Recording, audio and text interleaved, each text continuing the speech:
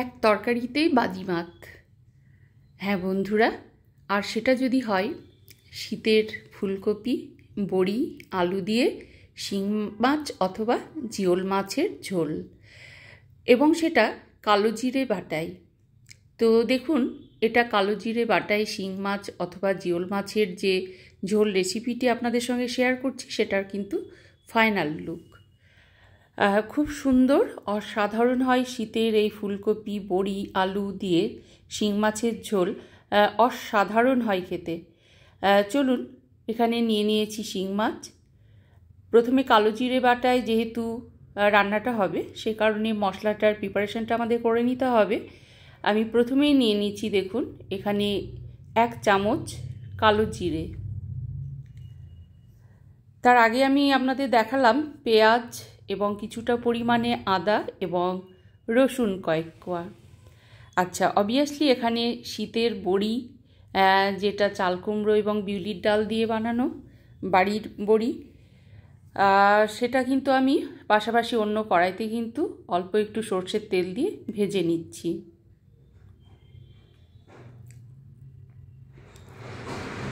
অবশ্যই সর্ষের তেলে রান্না হবে এবং বড়িটা লাল করে ভেজে নেব।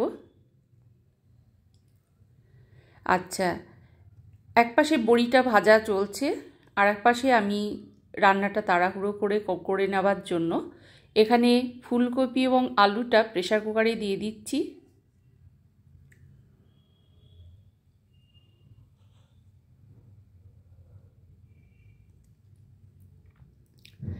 এখানে দিয়ে দিচ্ছি পরিমাণ মতো হলুদ গুঁড়ো, স্বাদ অনুযায়ী লবণ,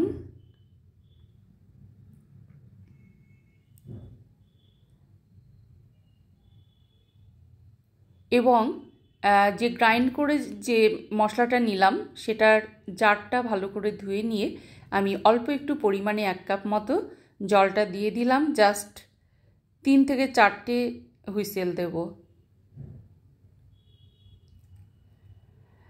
আচ্ছা, মাছটা ভেজে নেওয়ার জন্য ফ্রাইং প্যানে নিয়ে নিয়েছি সর্ষের তেল, এবং তেলটা যাতে না ছিটকোয় সে কারণে দিয়ে দিয়েছি কিছুটা পরিমাণে হলুদ এবং লবণ। শিং মাছটা দিয়ে দিয়েছি।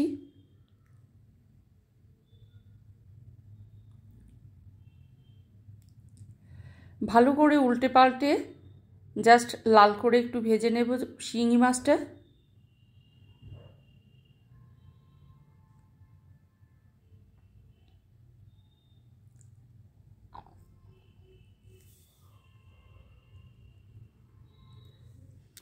এখানে পাশাপাশি কড়াইতে নিয়ে নিলাম কাঁচা লঙ্কা, পেঁয়াজ কুচো এবং সর্ষের তেল। জাস্ট ফোড়ন হিসেবে নিলাম। ব্রাউন হবার অপেক্ষায় আছি, নাড়াচাড়া করে নিচ্ছি। এখানে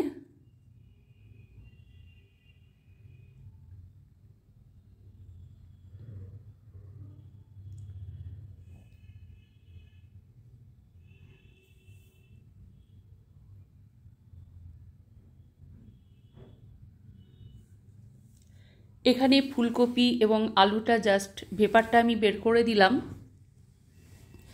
যাতে ভেঙে না যায় সেই মতো করে ভেপারটা সিটিটা দিতে হবে এবং সাথে সাথে ভেপারটা বের করে দিতে হবে।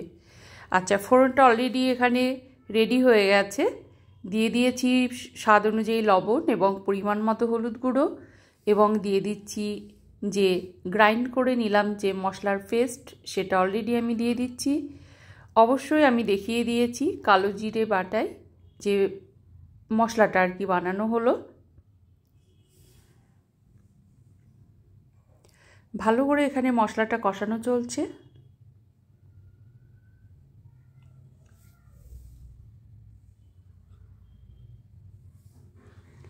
এখানে আমি দিয়ে দিচ্ছি আর কিছুটা অ্যাড করলাম, যেটা মাছ ভেজে রাখার পর ফ্রাইং প্যানে যে সর্ষের তেলটা ছিল গরম, সেটা কিছুটা পরিমাণে আমি দিয়ে দিয়েছি। ভালো করে মশলাটা কষাতে হবে কিছুটা সময় নিয়ে, কেননা মশলা থেকে কাঁচা যে স্মেলটা সেটা যেন কিছুতেই না থাকে, সেই কারণেই খুব ভালো করে কষানো চলছে।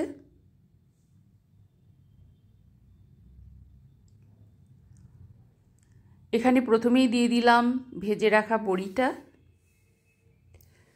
ভালো করে কষিয়ে নিচ্ছি বড়িটাকে।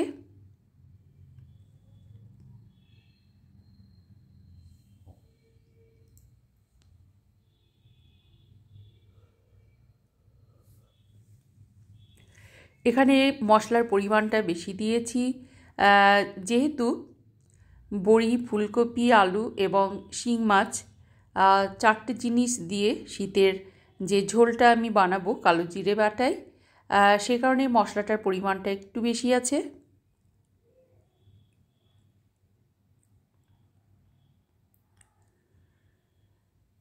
বড়িটা আমাদের এখানে যাতে সেদ্ধটা 80% হয়ে যায় সেদিকে লক্ষ্য রাখতে হবে। অলরেডি একটু সময় নিয়ে কষাতে কষাতে বড়িটা কিন্তু অনেকটাই সেদ্ধ হয়ে যাবে।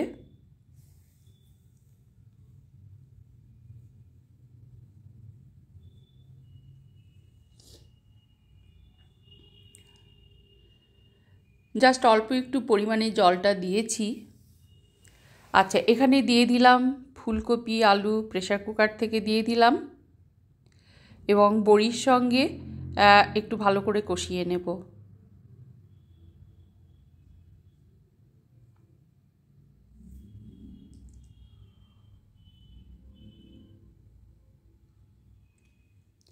এখানে কষানোটা সাবধানে খুব আলতো করে কষাতে হবে, যাতে ফুলকপি এবং আলুটা ভেঙে না যায়। যেহেতু প্রেসার কুকারে সেদ্ধটা করে নিয়েছি, এখানে দিয়ে দিলাম ভেজে রাখা শিং মাছ অথবা জিওল মাছটা।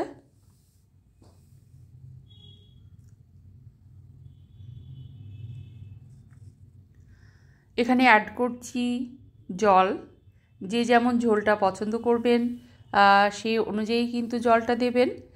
এখানে কেউ ঠান্ডা জল, কেউ চাইলে গরম জলও দিয়ে দিতে পারেন, তবে আমি এখানে ঠান্ডা জলটা ইউজ করলাম। খুব সাবধানে একটু নেড়ে নিচ্ছি।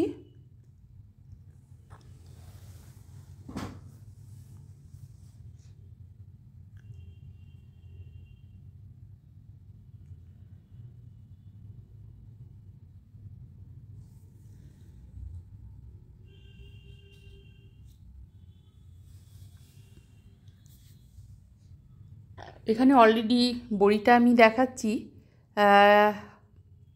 কুক হয়ে গেছে। ফুলকপি, আলু এবং বড়ি অলরেডি কুক হয়ে গেছে। জাস্ট ফুটিয়ে নিচ্ছি।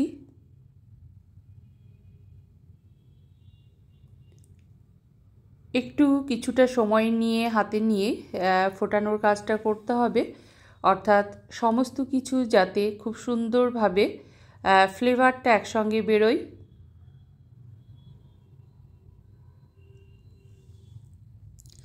শীতের এই রান্নাটা প্রায়শই খেয়ে থাকি, কারণ অসাধারণ হয় খেতে। যারা এইভাবে খাননি কখনো, তারা অবশ্যই একবার হলে